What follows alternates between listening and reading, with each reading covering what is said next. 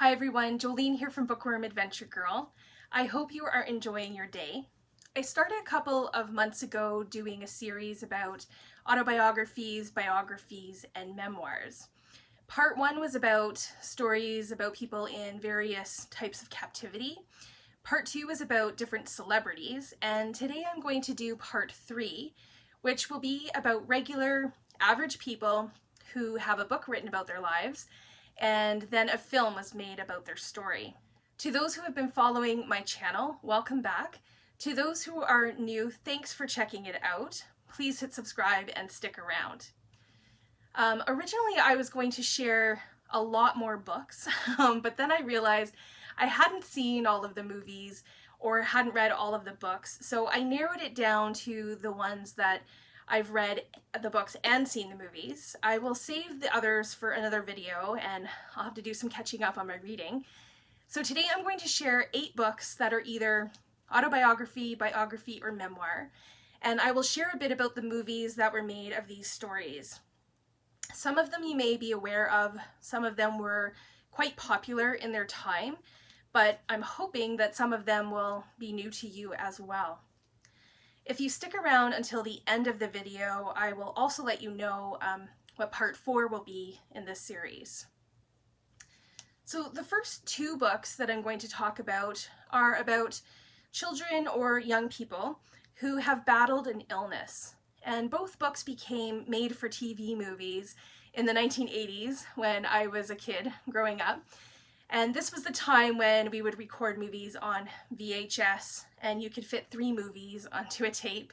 And some of these movies I would watch over and over and over again.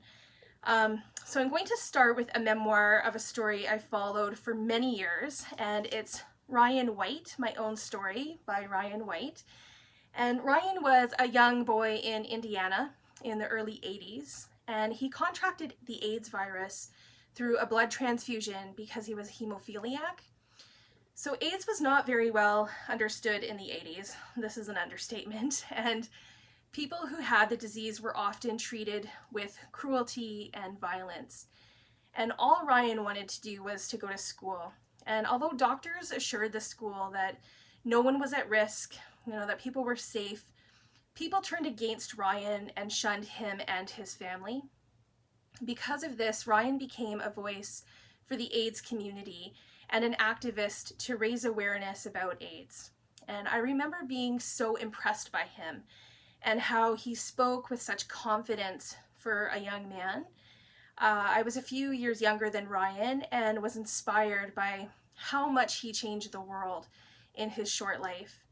A film was made in 1989 called The Ryan White Story. It was starring Lukas as Ryan and Judith as Jeannie, Ryan's mother. And Ryan is someone who I think will always inspire me. And another story that I remember being captivated by was Alex, the Life of a Child by Frank DeFord. And this biography or memoir is written about Frank's daughter, Alexandra DeFord. Alex had cystic fibrosis, and this story chronicles what the family went through in order for Alex to have as normal of a life as possible. And it shares how much joy she brought to their lives in her very short period of time with them. The TV movie Alex, the Life of a Child came out in 1986, starring Craig T. Nelson as Frank. The next story is actually one of my all-time favorite movies, Sleepers, by Lorenzo Carcaterra. This became a film by the same name in 1996, starring Kevin Bacon, Robert DeNiro, and Brad Pitt.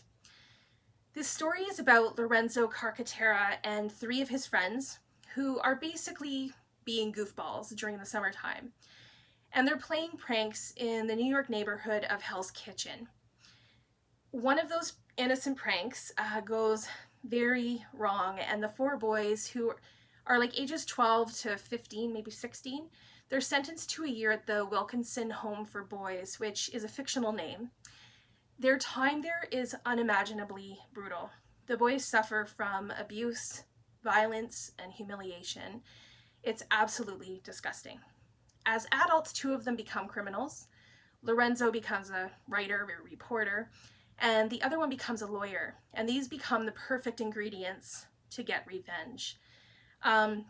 This is not an easy read. The movie is not easy to watch. And there has been some controversy around whether this is a true story or not. Some have defended it, and others think that it should be called fiction. Carcaterra says that names, places, and dates have been changed. And we see this a lot, and I think that in reading this story and stories like it, we need to focus more on what happened rather than all of those little details.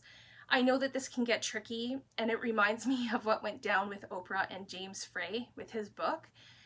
I am going to give the author the benefit of the doubt, and I can live without every detail, being exactly how it happened, including the name Wilkinson Home for Boys, or where it might have even taken place. So regardless, the story is phenomenal. And Carcaterra has another autobiographical book that has been sitting on my shelf for quite some time, so maybe I will get a chance to read that soon. Next, I actually have two books about the same story. The one that is probably the most well-known is Dead Man Walking by Sister Helen Prejean. Most people are probably familiar with this movie, also called Dead Man Walking. It came out in 1995, starring Penn and Susan Sarandon. It's an excellent movie about Sister Helen Prejean, who is from Louisiana, and how she becomes the spiritual advisor for Matthew Poncelet, a criminal on death row. Matthew in the movie is a composite character of people on death row that Sister Helen writes about in the novel. So in the novel, she talks about her correspondence with Elmo Patrick Saunier. She meets him in 1982 and agrees to be his spiritual advisor. And she also writes about being the spiritual advisor to Robert Lee Willie. These experiences kind of lit a fire for Sister Helen's life of activism against capital punishment and the death penalty. She has written a couple of other books, and one of them is her own autobiography that I still need to read. And I will leave links in the description below if you are interested in learning more about her and her books. But what I want to bring your attention to is the memoir called Forgiving the Dead Man Walking by Debbie Morris. This is about the same story. Debbie is a survivor of a horrible, horrific crime committed by Robert Lee Willie. And this is Debbie's story, which is not told in Sister Helen's book. Debbie shares how she eventually found forgiveness and also what she thought about the movie Dead Man Walking. So this is a good book to get another perspective of the same story. The last three books are about adventures in nature. One of my favorite authors, Jon Krakauer, wrote the biography Into the Wild. This book had a profound impact on me because I read it when I was 18, 19. I was alone. I was hiking in Alaska for 6 weeks. This story is about Chris McCandless, who gave up all of his possessions and money and ventured into the wilderness of Alaska. He eventually found shelter in an old bus that was mostly used by hunters. So at first this story sounds like a good old-fashioned adventure story, to live a life of freedom off the land, but unfortunately this story takes a deadly turn. Chris is by himself, and although he had done some research, he really wasn't as prepared for the wilderness as he should have been, or as he thought he was. Unfortunately, he makes several mistakes and some poor choices, and they are the cause of his demise. In 2007, the movie Into the Wild, starring Emile Hirsch and directed by Penn, came out, and I thought it stayed true to the book, and I thought it was pretty good. Between a Rock and a Hard Place is a memoir by Aaron Ralston. I read it on my Kindle. And I first learned of this story actually from the news, when in 2003 Aaron made the news. And the story is about how Aaron went out one day in Utah to the canyons. And while canyoneering, a boulder dislodged and pinned his arm. After several days, Aaron became dehydrated. He started having hallucinations, but he still never gave up his fight to live. And he ended up having to cut off his own arm with his pocket knife in order to survive. Aaron's spirit shines through in this book. The title alone is only a small glimpse of his humor. The movie 127 Hours came out in 2010, starring James Franco, and they used the videos that Aaron had made on his phone explaining what was happening, and also with messages to his family. And Aaron's story is unbelievably amazing. And finally, we come to A Walk in the Woods by Bill Bryson. This memoir is considered a humor novel, and it does have some funny elements to it, but it is also about the human spirit and what happens to us when we spend time in nature and are away from the comforts of our everyday life. Bill Bryson decides that he's going to hike the Appalachian Trail, which runs about 3,500 kilometers from Georgia to Maine. And for me, the humor was in his sidekick, Stephen Katz, who joins him on this adventure. So if you are a hiking enthusiast or a nature enthusiast, this is a lighter read to check out.